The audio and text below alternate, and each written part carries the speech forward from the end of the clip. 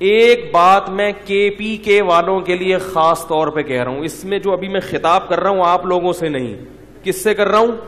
کے پی کے، خیبر پختونخوا، اس صوبے کے لوگوں سے۔ ابھی میں چونکہ وہاں 1.5 ہفتے کا دورہ کر کے آیا ہوں، پہلے بھی کئی دفعہ گیا ہوں۔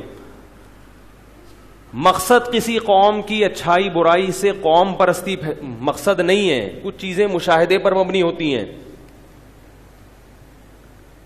جیسا دینی ماحول من حیث القوم خیبر پختونخوا کا ہے اور بلوچستان کا دوسرے نمبر پہ، ویسا دینی ماحول سندھ اور پنجاب کا بولو بھائی نہیں۔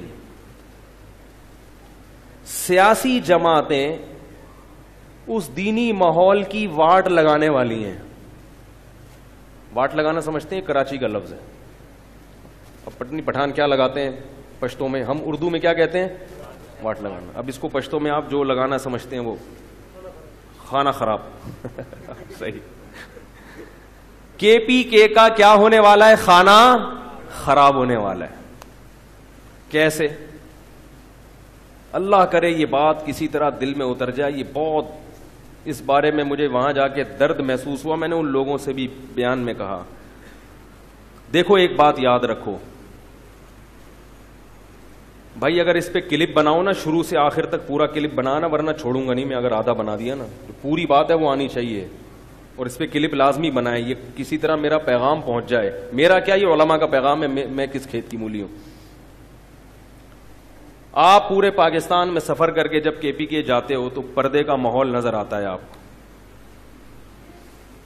ایک حیا کا ماحول نظر آتا ہے جو پورے پاکستان میں آہستہ آہستہ شارٹ ہو رہا ہے۔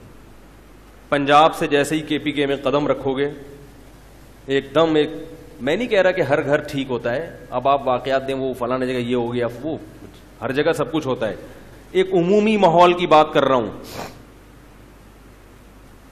آپ کی جو سیاسی جماعتیں ہیں وہ اس کو تباہ کیسے کریں گی، اس کو سمجھیں آپ۔ دیکھو ایک بہت بڑا پتھر ہے، بہت بڑا پتھر جس کو آپ نے لڑکا کے دھکا دینا ہے، ہلانا ہے اپنی جگہ سے۔ اس پتھر کو ہلانے کا ایک غلط طریقہ ہے اور ایک بالکل صحیح طریقہ۔ غلط طریقہ کیا ہے؟ محنت زیادہ ہو، آؤٹ پٹ کم ہو، ہلے نہیں مگر پوری قوم کا زور لگ جائے۔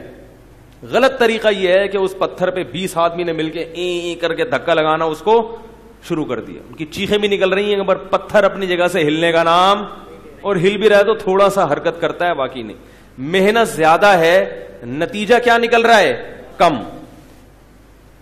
ایک خاندانی طریقہ ہے، ایک لمبی سی راڈ لے کر آؤ، لیور جسے کہتے ہیں سائنس کی زبان میں، بہت جتنی لمبی راڈ ہوگی نا، قوت کا بازو جتنا لمبا ہوگا اتنا ہی قوت کا استعمال کم ہوگا اور آؤٹ پٹ اس کا زیادہ ہوگا۔ لمبی سی مضبوط راڈ لے کر آؤ، اس کا ایک کنارہ پتھر کے کنارے پر رکھو اور معمولی سا پیچھے سے کیا کرو، اس کو بولو نا پش کرو۔ میں پش کروا تھوڑی رہا ہوں آپ سے، منہ سے بلوا رہا ہوں، پش کروانا پڑ گیا تو پتہ نہیں چیخیں نکل جائیں گی بھائی۔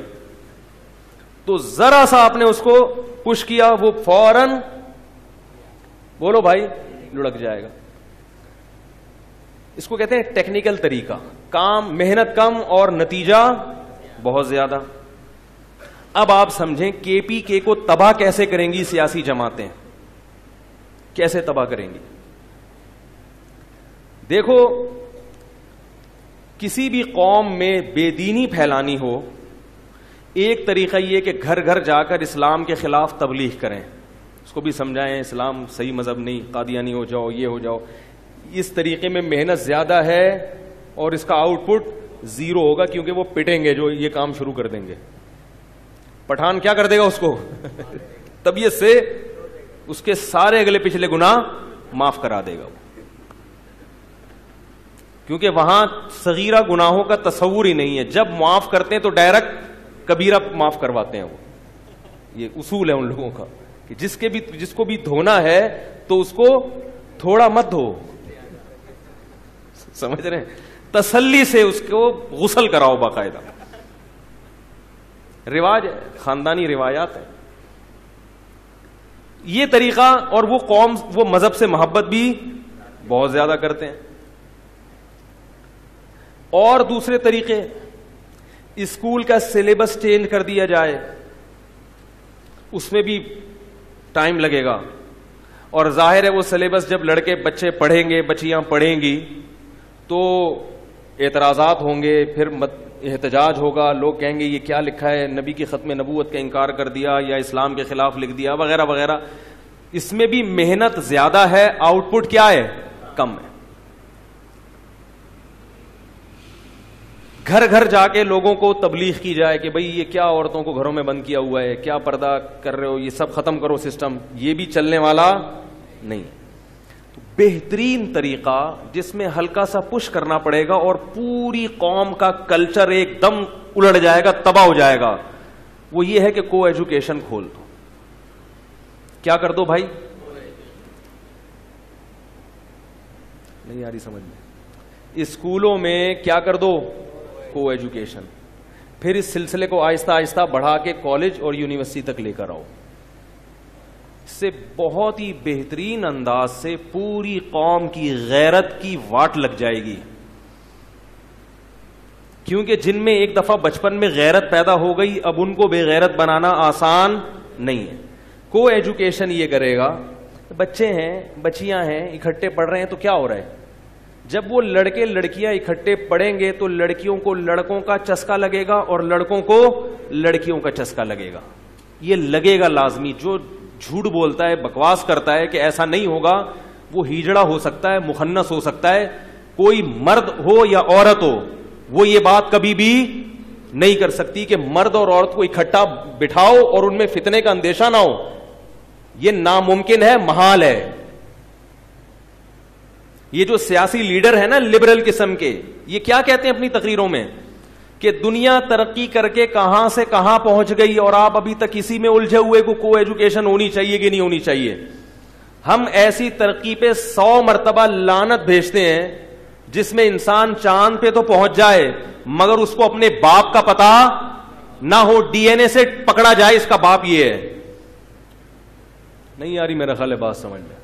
جس کو نہ اپنے چاچے کا پتا ہو نہ بہن بھائیوں کا ہوش ہو. آپ کے حکمران ترقی کے نام پہ آپ کے کلچر, آپ کی غیرت, آپ کی حیا کا ستیہ ناش کر دیں گے اگر آپ نے اس معاملے میں ابھی جرت کا مظاہرہ نہیں کیا تو. کو ایجوکیشن سسٹم میں کیا ہوتا ہے کہ بڑے آرام سے سلو پوائزن دیا جاتا ہے. آپ جاؤ یونیورسٹیوں میں جا کے پروفیسروں سے ملو. یہ گراؤنڈ ریئلٹیز کی بات کر رہا ہوں میں, ہوائی فائرنگ نہیں کر رہا, انٹرنیٹ کی رپورٹیں نہیں بتا رہا. جہاں بھی کو ایجوکیشن ہے وہاں لڑکے لڑکیوں کی مسائل کے لیے آپ ایک الگ دفتر بناؤ اور آپ یہ سروے کرو کہ لڑکے لڑکیوں کے ساتھ یہاں مسائل کیا ہیں.